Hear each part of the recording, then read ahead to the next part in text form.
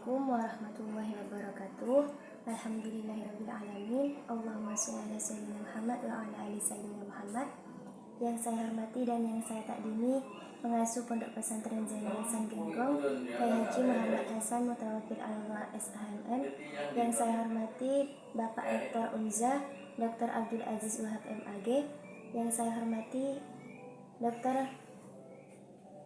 Hanifuddin Mahadun MAG dan Dr. Khairatul Irawati Mahmud MPDI selaku penemu metode Hanifidah. Yang saya hormati Ibu Dekan Fakultas Tadris Umum, Ibu Wahyu Lestari MPD, dan yang saya hormati Kaprodi Tadris Matematika, Ibu Eka Rahayu MPD,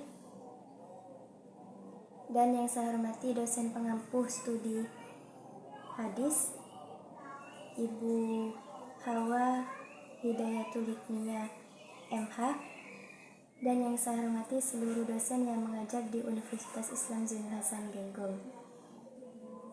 Saya berterima kasih kepada kedua orang tua saya yang telah berjuang agar saya bisa kuliah di Unza. Dan tak lupa teman-teman yang saya banggakan.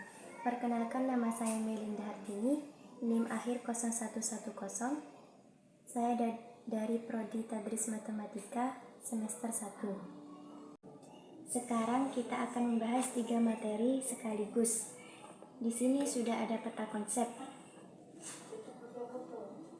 Ada 3 materi, yaitu yang pertama hadis maudhu, hadis doif, dan tahrij hadis. Hadis maudhu mempunyai 3 poin, yaitu yang pertama definisi, yang kedua faktor, dan yang ketiga ciri-ciri. Materi yang kedua yaitu hadis doif. Hadis doif juga mempunyai 3 poin. Yang pertama definisi, yang kedua sebab, dan yang ketiga contoh. Materi yang ketiga yaitu tahrij hadis memiliki 4 poin. Yang pertama definisi, yang kedua tujuan dan manfaat, yang ketiga sejarah, dan yang keempat metode. Materi yang pertama hadis maudhu. Definisi hadis maudhu, secara bahasa, maudhu berarti menggugurkan, meninggalkan, dan memasukkan. Sedangkan secara istilah, hadis maudhu adalah sesuatu yang dinisbahkan kepada Rasulullah SAW dengan cara mengada-ngada atau dusta. Hadis ini tidak pernah beliau sabdakan, kerjakan, ataupun takrirkan. Hadis maudhu adalah sesuatu yang disandarkan kepada Rasulullah secara mengada-ngada dan dusta tentang apa yang tidak dikatakan, diperbuat, dan tidak dipersetujui oleh beliau. Poin yang kedua yaitu faktor penyebab hadis maudhu. Yang pertama pertikaian politik, yang kedua siasat musuh-musuh Islam, yang ketiga primordialisme dan kaufinisme, yang keempat fanatisme madhab dan kalam, yang kelima kultus individu, yang keenam pembuatan cerita, yang ketujuh pendekatan pada penguasa, dan yang kedelapan keinginan berbuat baik tanpa dasar pengetahuan agama. Poin yang ketiga yaitu ciri-ciri hadis maudhu. Hadis maudhu mempunyai 3 ciri. Yang pertama, pengakuan dari pemalsu itu sendiri seperti beberapa contoh di atas, atau bisa membaca kitab Al-Madhal oleh Imam Hakim. Yang kedua, terdapat keganjilan dan kerusakan maknanya. Yang ketiga, bertentangan dengan ketetapan Alkitab dan As-Sunnah. Materi yang kedua yaitu hadis doif. Di sini ada 3 poin, definisi, sebab, dan contoh. Yang pertama yaitu definisi hadis doif. Menurut istilah, hadis doif adalah hadis yang di dalamnya tidak didapati syarat hadis sahih dan tidak pula didapati syarat hadis hasan, karena syarat diterimanya suatu hadis sangat banyak sekali, sedangkan lemahnya hadis terletak pada hilangnya salah satu syarat tersebut atau bahkan lebih. Poin yang kedua yaitu sebab-sebab kedoifan hadis. 2 penyebab utama kedoifan hadis ialah sanadnya tidak bersambung dan terdapat rawi bermasalah di dalam rangkaian sanadnya. Ketidakbersambungan sanad itu ada 2 bentuk, dohir dan kafi. Dohir berarti hadis yang rangkaian sanadnya terputus secara jelas. Hadis bisa juga menjadi doif karena tidak bersambung sanadnya atau dalam sanadnya ada orang yang bercacat. Cacat yang terkait dengan sanad bisa jadi disebabkan oleh ketiadaan persambungan sanad.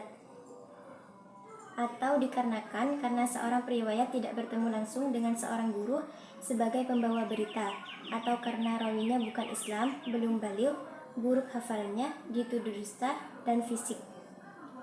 Poin yang ketiga yaitu contoh hadis doif. Contoh yang pertama yaitu tentang tidur dan diamnya orang yang berpuasa. Orang yang berpuasa itu tetap dalam kondisi beribadah meskipun dia tidur di atas kasurnya.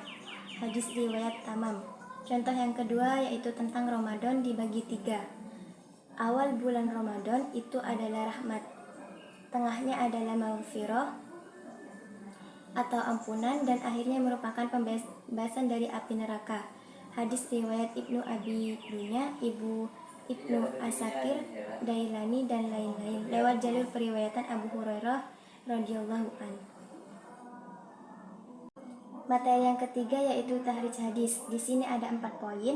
Yang pertama definisi, yang kedua tujuan dan manfaat, yang ketiga sejarah, dan yang keempat metode. Poin yang pertama yaitu definisi. Tahrij menurut lughat berasal dari kata yang berarti tampak atau jelas. Tahrij secara bahasa berarti juga berkumpulnya dua perkara yang saling berlawanan dalam satu persoalan. Namun secara mutlak ia diartikan oleh para ahli bahasa dengan arti mengeluarkan atau al-istinbat, melatih atau membiasakan, at-tadrib, dan menghadapkan atau jih. Tahrij menurut istilah adalah penunjukan terhadap tempat hadis di dalam sumber aslinya yang dijelaskan sanad dan martabatnya sesuai keperluan. Poin yang kedua yaitu tujuan dan manfaat tahrij hadis. Tahrij hadis bertujuan mengetahui sumber asal hadis yang ditahrij. Tujuan lainnya adalah mengetahui ditolak atau diterimanya hadis-hadis tersebut. Dengan cara ini kita akan mengetahui hadis-hadis yang pengutipannya memerhatikan kaidah-kaidah ulumul hadis yang berlaku sehingga hadis tersebut menjadi jelas, baik asal-usul maupun kualitasnya. Adapun faedah tahrij hadis ini sebagai berikut. Yang pertama, dapat diketahui banyak sedikitnya jalur periwayatan suatu hadis yang sedang menjadi topik kajian. Yang kedua, dapat diketahui kuat atau tidaknya periwayatan akan menambah kekuatan riwayat sebaliknya. Tanpa dukungan periwayatan lain, kekuatan periwayatan tidak bertambah. Yang ketiga, dapat ditemukan status hadis sahih li dzati atau sahih li ghairi, hasan li dzati atau hasan li ghairi. Demikian juga akan dapat diketahui istilah hadis mutawatir, masyhur, dan gharibnya. Yang keempat, memberikan kemudahan bagi orang yang hendak mengamalkan setelah mengetahui bahwa hadis tersebut adalah makbul atau dapat diterima. Sebaliknya, orang tidak akan mengamalkannya apabila mengetahui bahwa hadis tersebut mardud atau ditolak. Yang kelima, menguatkan keyakinan bahwa suatu hadis adalah benar-benar berasal dari Rasulullah yang harus diikuti karena adanya bukti-bukti yang kuat tentang kebenaran hadis tersebut, baik dari segi sanad maupun matan. Poin yang ketiga yaitu sejarah tahrij hadis.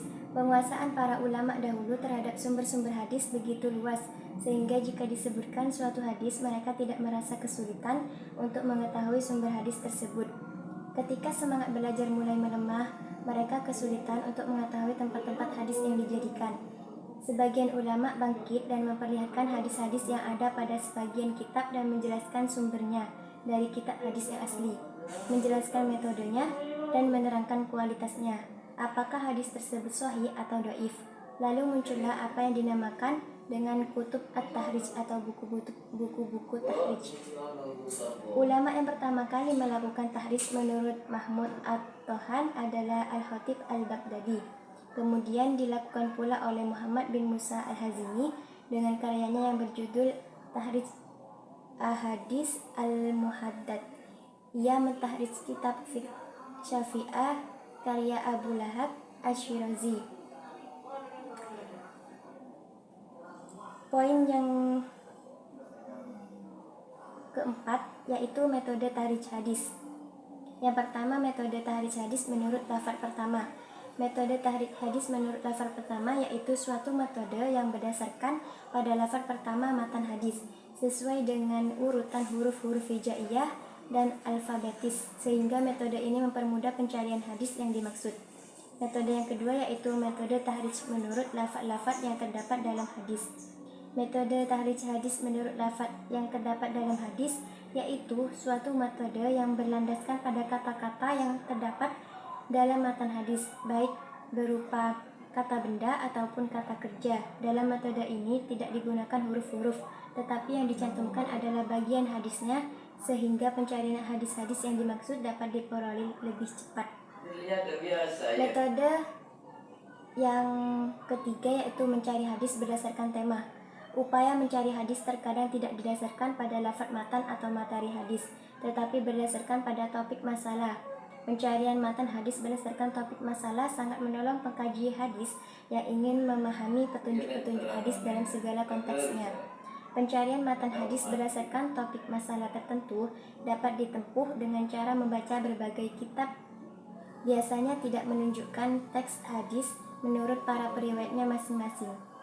Padahal untuk memahami topik tertentu tentang petunjuk hadis diperlukan pengkajian terhadap teks-teks hadis menurut periwayatannya masing-masing. Dengan bantuan kamus hadis tertentu, pengkajian teks dan konteks hadis menurut riwayat dari berbagai periwayat akan mudah dilakukan. Salah satu kamus hadis itu adalah kitab Miftahu Al-Kunuz As-Sunnah, atau untuk 14